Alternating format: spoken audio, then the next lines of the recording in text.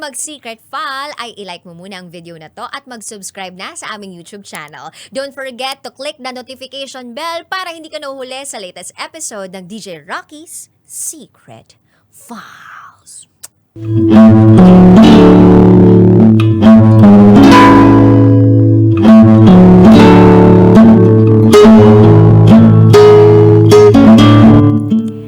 And now, it's time for DJ Rocky's Secret File with Jello.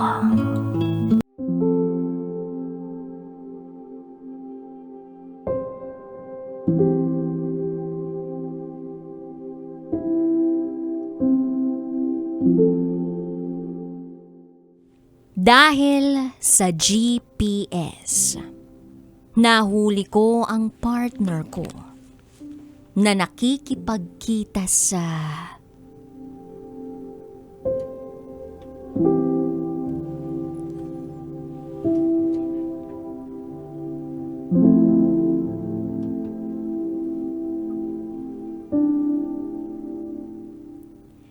Hi DJ Rocky at DJ Jello. Ilang beses ko nang sinabi sa sarili ko na kaya ko. Nalilipas din ang sakit. Na baka drama lang ang nasa isip ko at nasa puso ko. Pero ngayon na hindi ako makatulog at halos araw-araw ay mabigat ang dibdib ko, napagtanto ko na kailangan ko na talagang ilabas ito. Sana ay mabasa nyo ang sulat kong ito. At sana ay matulungan ninyo ako na malinawan. Isa ako sa silent listeners nyo. Itago nyo ako sa pangalang Sarah. At ito, ang aking secret file.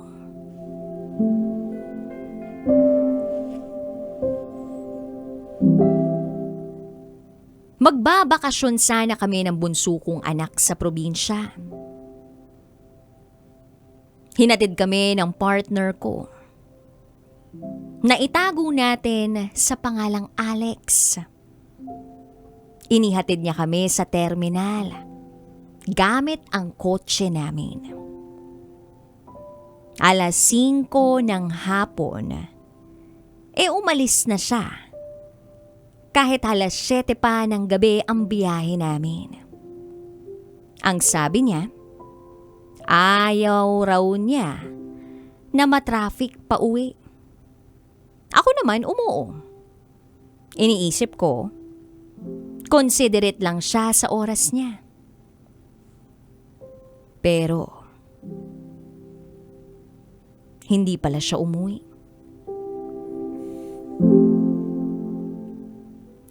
Habang nasa bus kami, mga 2 oras na ang lumipas, ay wala pa rin siyang reply kung nakauwi na ba siya. DJ Rocky at DJ Jello, hindi ako yung tipo ng babaeng laging nagbabantay o napaparanoid. Pero sa pagkakataong yun, may kakaiba akong naramdaman. Yung pakiramdam na parang may mali. Yung parang may kulang.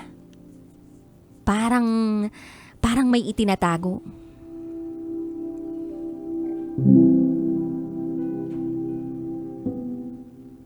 DJ Rocky at DJ Jello, may GPS tracker ang kotse namin. Kaya chinek ko ito. Nakapark ang kotse sa SM MOA. Nasa pinakadulong bahagi ng Esplanade Parking. Hindi yun daan pauwi. Hindi yun malapit sa bahay. Tinawagan ko si Alex. Minessage ko siya. Walang sagot. Out of coverage. Pero online. Parang restricted pa ako kasi hindi man lang niya nasisin ang messages ko. Chinecheck ko ang lokasyon ng sasakyan namin. Every hour. Pero nandun lang siya hanggang 12 midnight.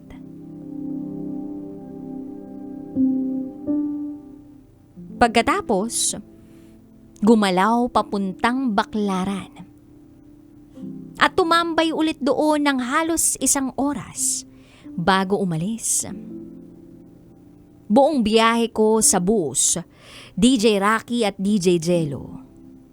Parang may nakadagan sa dibdib ko. Gusto kong bumaba. Gusto ko nang umuwi. Pero wala na akong magagawa. Nasa expressway na kami. Kailangan kong maging nanay muna para sa anak ko. Kahit ang gulo-gulo na ng utak ko. Kinabukasan, 10 a.m. na siya nagreply. Sinabi ko kay Alex yung nararamdaman kong paghihinala na baka nagkita sila ng ex niya na itago natin sa pangalang Poppy. Etong si Poppy ay nagtatrabaho sa MOA area. Si Poppy, yung ex na araw-araw niyang kaduwo sa ML. Yung ilang beses ko nang sinabi na hindi ako komportable pero lagi niyang sinasabi na kaibigan ko lang yan. Kaibigan ko lang yan. Na para bang ako lang daw ang nagbibigay ng mali siya. Nababaliw lang ako. Napapraning kumbaga. Hindi na ako nakatiis. Nag-video call kami. Nagpaliwanag si Alex. At ang sabi niya, pumunta raw siya sa ninong ng anak namin sa Baclaran. At para makasiguro, minessage ko yung ninong ng anak namin. DJ Rocky at DJ Jello. Confirmed. Nagkita nga raw sila ng partner ko. At dahil doon, medyo kumalma na ako. Sabi ko pa nga sa sarili ko, baka stress lang ako at mali lang talaga yung naisip ko. Baka mali lang yung kutob ko. Kaya lang, may parte pa rin sa akin na hindi matahimik.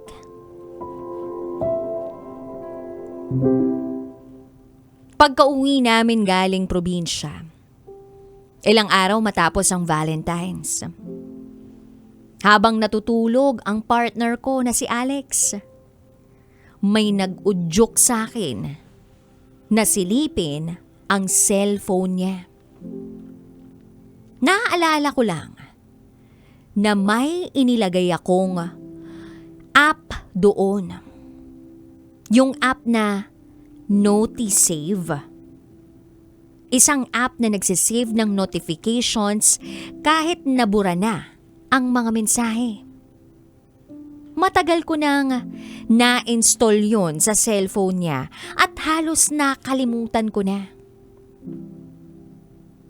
DJ Rocky at DJ Jello.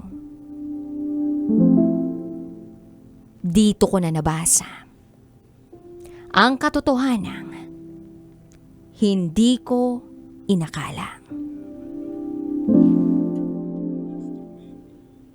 Mga usapan nila ni Poppy. Si Poppy na ex niya. Mga plano. Mga pagkikita. Noong una akala ko glitch lang o baka maling conversation. Hanggang sa mabasa ko ang pangalan ko. Baka mahuli tayo ni Sarah. Baka mahuli tayo ni Sarah. Dito ko na naintindihan na hindi ito pagkakamali. Hindi ito isang beses lang. DJ Rocky at DJ Jello, mag-iisang taon na pala silang nag-uusap. Nagkikita ng palihim. Chinek ko yung number sa isa pang application para makasiguro kung sino yung nagmamay-ari ng numerong yun. Tuluyan ko na ngang nakumpirma. Si Poppy nga ang may hawak ng numerong yun. Ang masakit pa rito, nalaman ko through conversations na siya ang kasama ni Alex noong unang PMS ng kotse namin. Nagbigay pa nga ako ng 5,000 piso para sa PMS. Tapos nang hingi pa si Alex sa akin ng 3,000 piso na dagdag. Samantalang wala pang 3,000 piso ang total ng PMS. Oo, nagtaka ako noon pero hindi ko na inusisa. Kaya ngayon, malinaw na malinaw kung saan napunta ang sobrang pera. DJ Rocky at DJ Jello. Ang pangit mang aminin pero si Alex, noong mga panahong yun, wala naman siyang trabaho eh. Ako ang nagtatrabaho. Ako ang nagpapagod.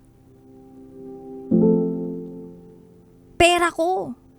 Yung ginamit nila sa mga pagkikita nila. Nakakanginig ng laman ang mga nabasa ko. Kaya ginising ko si Alex. Kinumpronta ko siya. Sinabi kong nabasa ko na ang lahat. Umiyak siya.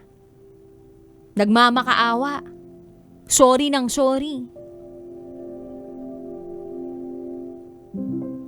Pero wala akong ibang maramdaman kundi galit.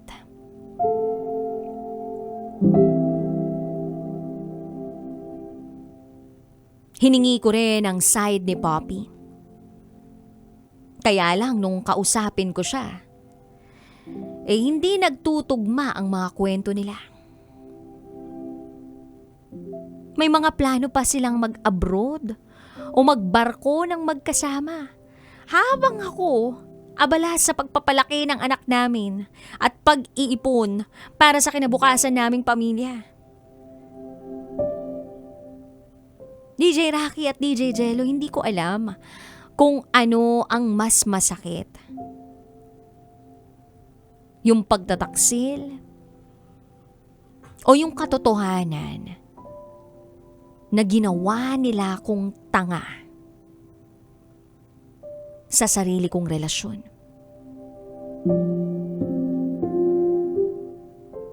Nandito ako sa punto ng buhay ko na hindi ko alam kung anong gagawin ko. May 2 anak kami ni Alex. Mahal ng mga anak ko ang tatay nila. Sa harap ng mga bata, maayos si Alex bilang ama.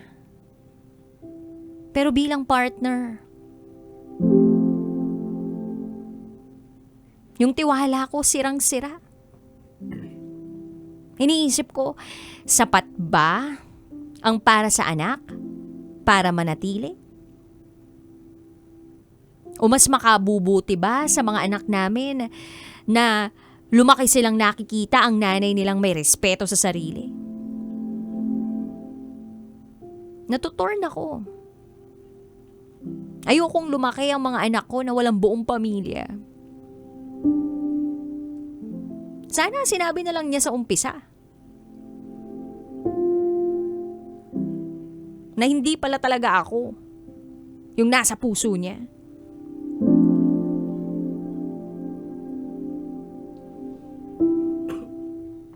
Ayokong turuan ang mga anak namin na okay lang na magtiis sa panluloko at panlalamang. Kaya ngayon, gulong-gulo ako. DJ Rocky and DJ Jello, kailangan ko ng payo. May pag-asa pa ba to? May pag-asa pa ba kapag ganito kalalim yung pagtataksil? Kaya pa ba na buuin uli ang tiwala kapag halos 1 taon kang niloko? Actually, more than a year kung susumahin yung mga araw-araw nilang pag-uusap sa ML at sa text. Kailangan ko na bang piliin yung sarili ko kahit masakit? Kahit may mga batang masasaktan? Sana matulungan niya ako. Tulungan niyo ako na makita ko kung saan ako dapat tumungo. Bilang partner ni Alex, bilang nanay ng mga anak namin, at bilang si Sarah, na unti-unti nawawala sa sakit na ito. Hanggang dito na lang po muna. Muli, ako si Sarah. At ito, ang aking secret file.